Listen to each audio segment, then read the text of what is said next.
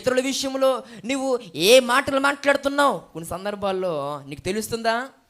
ఇతరుల్ని ఏ రకంగా నిందించి అవమానకరంగా దూషిస్తూ హేళనాస్పదంగా నిందాస్పదంగా నిందకు కారకురాలుగా ఎంతమందిని చేసి మాట్లాడు.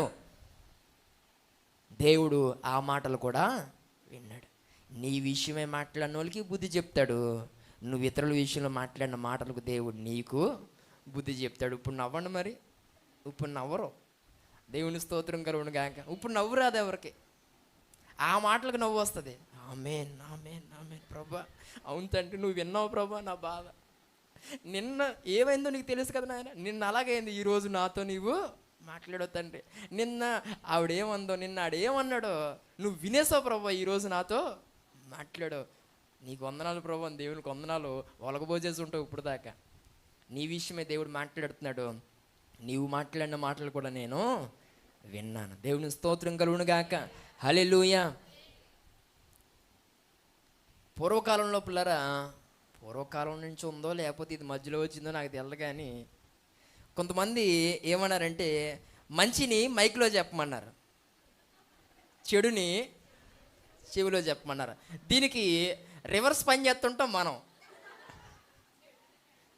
చెడునేమో మైక్లో ఊదేస్తాం, మంచినేమో చెవిలో ఊదుతాం. ఇది మన దరిద్రత అన్నమాట. ఈరోజు ఇక్కడ చెప్పబడుతున్న మాటలు మంచివి కనుక ధైర్యంగా ఏమెట్టుకుని చెప్తున్నాం మనం? మైక్ ఎట్టుకుని చెప్తున్నాం. కొన్ని సందర్భాల్లో ఇలాంటి మైకులు అవసరం లేదు. నేనేమో హై అండ్ అన్నీ కూడా ఖర్చు పెట్టి ఏమంటే కాస్ట్లీ మైకులన్నీ తీసుకుంటూ ఉంటాను. కొంతమందికి వారు నోరే వారి కాస్ట్లీ మైక్ అన్నమాట. ఏమండి కొన్ని మైకులు ఉంటాయి, ఎంత దూరం పెట్టుకున్నా లాగితే కాస్ట్లీ మైకులు అన్నమాట. ఈ మైకు ఎక్కడున్నా ఎన్ని ఈదులకైనా వినబడుద్ది. ఇదో రకం కాస్ట్లీ. దేవుడి స్తోత్రం కలుగును గాక. కొంతమంది నోరు మైకిల్లా పనిచేస్తాయి. ఏది చెప్పడానికి?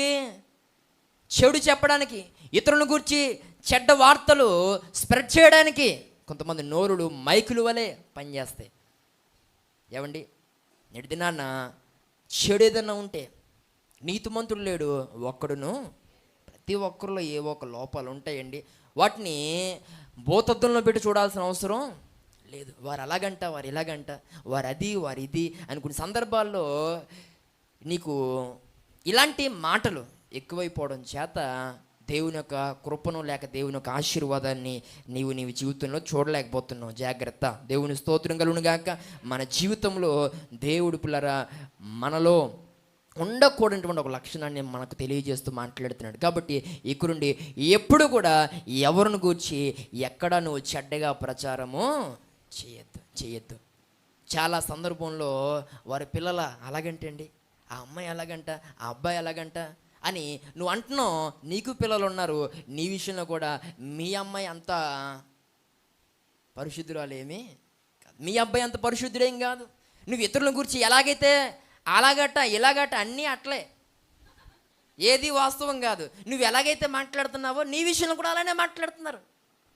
అలా ఆయన అలాగట అని అంటున్నావు. నీకు మీ ఆయన ఉన్నాడు, మీ ఆయన కోసం కూడా అలానే, అలా ఆవిడ అలాగట అని అంటే నీకు మీ ఆవిడ ఉంది, మీ ఆవిడని గురించి కూడా అలానే మాట్లాడతారు. జాగ్రత్త.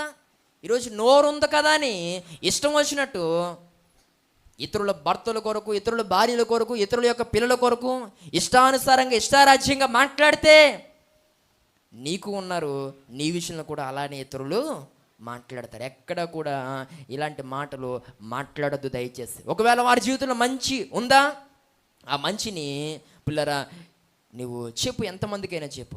వారిని గూర్చి నువ్వు ఎంతమందికైనా చెప్పు. కానీ చెడు ఉంటే గనక దాన్ని అలా చెడ్డగా ప్రచారం చేయడం సరైన విధానం కానే కాదు. ఒకవేళ నీ దృష్టిగా తప్పు అనిపిస్తే ఆ వ్యక్తి దగ్గరికి వెళ్ళి ఇది కాదు, ఇది సరైన విధానం కాదు, ఇది తప్పు అని చెప్పు. అంతేగాని ఆ తప్పును పట్టుకెళ్ళి సంతలో పెట్టి నలుగురికి తెలియజేసే ప్రయత్నం చేస్తే నీ జీవితం కూడా అలానే అయిపోతుంది. జాగ్రత్త. ఏది విత్తుతావో అదే కోస్తావు. దేవుని స్తోత్రం కలుగును గాక. కీర్తన గ్రంథము 101వ అధ్యాయము 5వ వచనాన్ని చదువుకుందాం. కీర్తన గ్రంథము 101వ అధ్యాయము 5వ వచనాన్ని చదువుకుందాం.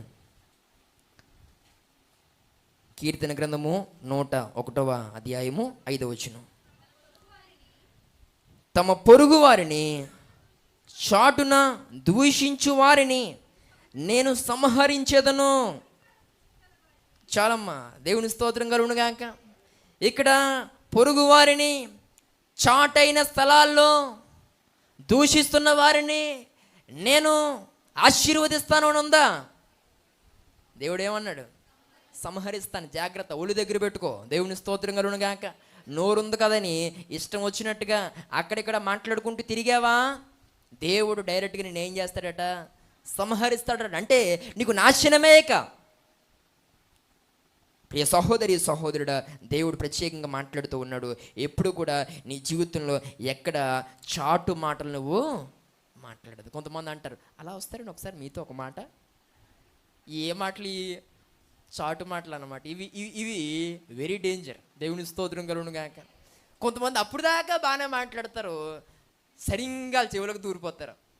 అక్కడ దూరిపోయి అప్పుడు దాకా చక్కగా మాట్లాడి ఇక అక్కడి నుంచి కసుపుస్ కసుకుస్ అంటూ ఉంటారు. ఏంటిది? చాటు మాటలు అన్నమాట ఇవి. ఏమండి, చాటు మాటలు.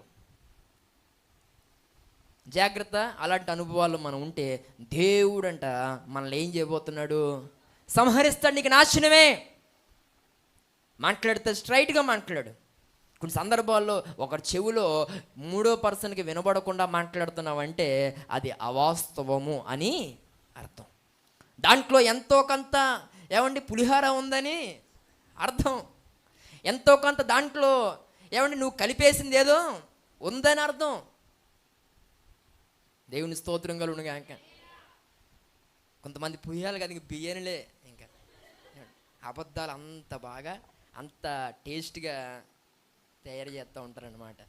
కొంతమంది పనే అది. దేవుని స్తోత్రం కలుగును గాక. ఏమీ లేనోడు పనేటి?